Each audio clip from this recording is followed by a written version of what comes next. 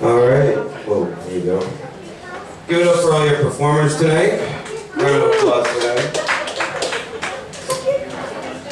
We'll keep this comedy thing going. I just started a new job this past week, and I like it, but we started with this company. We started out with an orientation. I don't know if you've ever been through this. You go through an orientation about 3 days. And I don't really like these things. They do this meet and greet, get to know you. They want to, no boundaries. They want stories, talk about yourself and this and, okay, great, whatever. So we get there first day, and okay, Cortland, do your thing. Say how you doing. All right, this is me, whatever. And then this guy next to me, Tom, he goes up, introduces himself. This is why he's here. This is how he got to the company. He's like, look, I've been through some stuff. I'm trying to get my life together. I want to do better, and I'm here trying to make things work out for me and my family. And anyway, I just got out of prison, and wait, hold on a second. Yeah, wait, prison, not jail, prison. You've been in prison, you've done something real bad. All right. So now they got to pair people up to do some team building exercises for these next 3 days. And they're like, hey Cortland, you and Tom are together. I don't want to be with him. I don't want to. He went to prison. I don't want to. Can I be with Susan? She knits sweaters. I want to be with Susan. Her and I are together. I call Susan and I are together. We're a team. There you go. Tom, I don't know what you did, but so then we. So I wasn't working for a while, and now that I'm back into it, and I walk around the office. And people say good morning to each other. But I don't enunciate, I don't articulate good morning. It became a problem here in this first week. Because I walked up to someone and I said good morning, but it came out kind of weird. And I think they thought I said I was hungry. Because they showed up with a blueberry muffin from the cafeteria. And then the next day I walked by and I guess they didn't hear me say good morning right. I didn't say it right. I think they thought I said I was lonely. So a guy came and he's like, hey, I'm from HR, I'm supposed to be your buddy. Thought you were lonely, I didn't worry about you.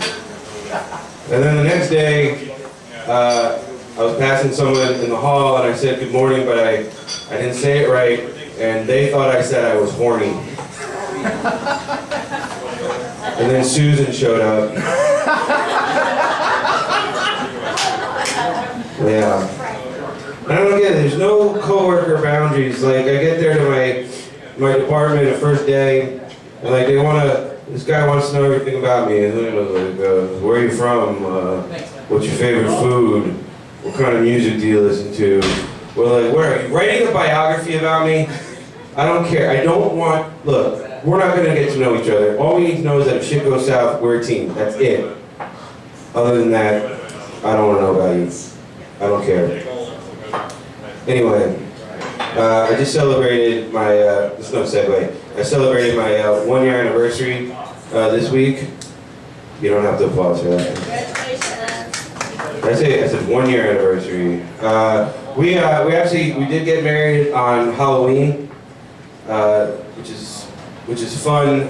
I can't speak for my wife, but the reason that I decided that it was okay to get married on Halloween is for the fact that when the kids come and ring the doorbell for trick-or-treating, I can get up in my underwear, answer the door and say, no candy, I'm having anniversary sex with my wife. And I can do that all night long. It's fun. My wife and I, we have crazy conversations, mostly initiated by my wife, things I don't really understand how she comes up with them, and they're unprompted, it's out of the blue, she just brings these weird things up. We were sitting on the couch one day, and she just looks over to me and she's like, hey honey, I just want you to know that when we die, I want to be buried in the same casket as you. I said, huh? You said I want to be buried in the same casket as you. And I was like, oh, that's so sweet. That is so romantic. That is so nice. And she was like, no, I want to be buried in the same casket as you. I don't know. The only way that works is I'm a victim of a murder-suicide. That is the only way that works. And I don't get it, right? 2 bodies at 1 funeral. What are you trying to prove? 1 body's enough. You have a BOGO on caskets? But I don't... If I show up to a funeral and they got 2 double caskets and only the 1 person died, there's an empty spot I'm getting in, and I'm taking the funeral now. Dreaming. It's a lot. Funerals take a lot out of me. So then we're sitting on the couch the other day, she goes up to me and she's like, hey, I've been putting a lot of thought into this. When we die and come back as ghosts, how are we gonna make contact with each other? I haven't put any thought into it. I always forget I gotta do my wife's voice when she's like, I've been putting a lot of thought into this. When we die, when we come back as ghosts, we have to make contact with each other. This is what I'm going to do, okay? When I die, I'm going to come back and let you know that I'm with you by playing our wedding song. You do remember our wedding song, don't you? Yeah, sure I do, yep. I think it was the Star Spangled Banner, I'm not sure. So I'm going to come back and play our wedding song like on the radio or in an elevator in a store, and that's how you know I'm with you. That's me saying I'm with you and I love you and I miss you and all that. She's like, now what are you going to do? And I said, I'm not going to be outdone in death. I'm not going to be out romance in death. I got this. Every 4th of July when they set off the fireworks, I'm going to rearrange the fireworks to say I miss you and I love you. That's good. And my wife's response was, no! Ghosts cannot do that. Ghosts cannot do fireworks. That's not what they do. Oh, do I know? I don't know anything. This was promptly followed by an email with a link to a website that described all of the ways that ghosts can come back, and that I had to pick one and report back to her. I chose a dog. A neighbor's dog who's gonna bark at midnight just to piss her off. Well, then she comes up to me and she says, you know, we've been married a year, we've been together for 3. This is her longest relationship. And she's like, this is my longest relationship. Now, I love you, but I feel like we're at the point right now where we don't necessarily like each other. True, we don't really like each other, but we do love each other. So I don't like you, but I just want to know if it's normal. We're at this time where it's normal that when you sleep, I hover over your head with a pillow. Murder-suicide, folks. If I'm not here next week. We're actually thinking about having babies. She is, not me, I don't really care. I don't know. We want to have babies, but we gotta square away baby names first. You don't want to have this argument after the kid comes out. You want to have it. You don't want to decide baby names like you're picking a restaurant. I just want to. So we're deciding. We're trying to pick baby names, and it started out during a 12-hour car ride, and we spent all 12 hours going over baby names.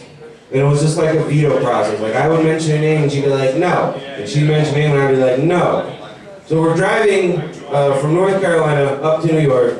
We're like 12 hours and it's getting real intense, just real back and forth. And we're getting tired of this. It's like I'm gripping the wheel, I'm sweating. It's just like, you know, and then all of a sudden, like 10 hours in, we just get sick of it and we just start naming road signs. So now just like, oh, you know, kid's gonna be named Junction 75. I don't know, you know? And like by hour 12, we've given up. We've given up. 12 hours and it's all. She's like, what do you want to name me? I'm like, I don't know. I like alliteration. Let's name our kid Peanut Butter Pork Chop. Let's just get it. I got some napkins in the glove box. Bring it out. I got some McDonald's ketchup packets. We'll write a little contract out. We'll sign our names now. Our kid's name is Peanut Butter Pork Chop. And when my kid grows up, he's like, why's my name Peanut Butter Pork Chop? I was like, I don't know, because your mom and daddy got tired. And I was like, kid, my name's Cortland. Your name's Peanut Butter Pork Chop. Deal with it. I don't like kids. I don't know if I like kids. And I'll tell you why. I was in a store recently. I was in a dairy aisle. And I come across this mother and her young 5-year-old son. And they're shopping for milk. And then this kid, the piece of shit that he is, just coughs in midair, just like. It was a real dirty, hacky cough. Like he was a smoker. What are you working a mine? You wanna get one of those scooters? What's wrong with you, kid?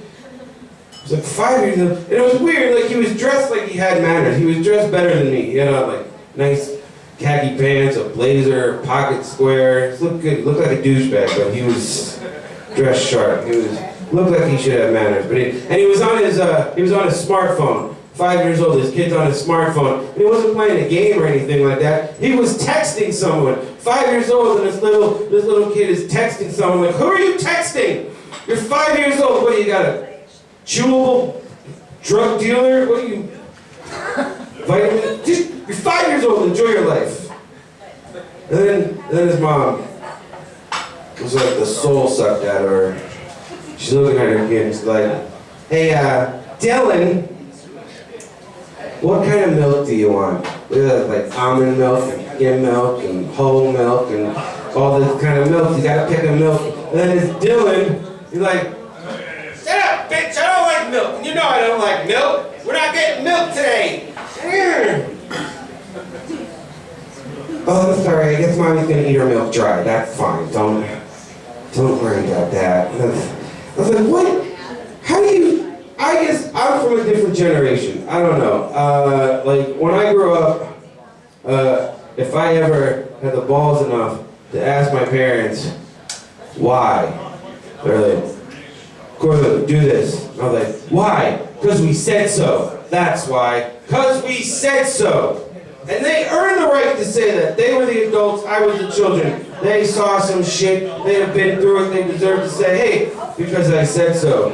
And I tell you this, I don't think my parents wanted to have kids because they wanted to start a family. They didn't want to love us. They didn't care. My dad, he goes to work, he gets dumped on by the boss, shit rolls downhill. He just needed somebody in the household so shit rolls. Daddy's had a bad day, you just hop around the house in your mom's thong, put a spaghetti strainer on your head, do your little whatever, play the harmonica, hop on one lip. Why? Because I said so.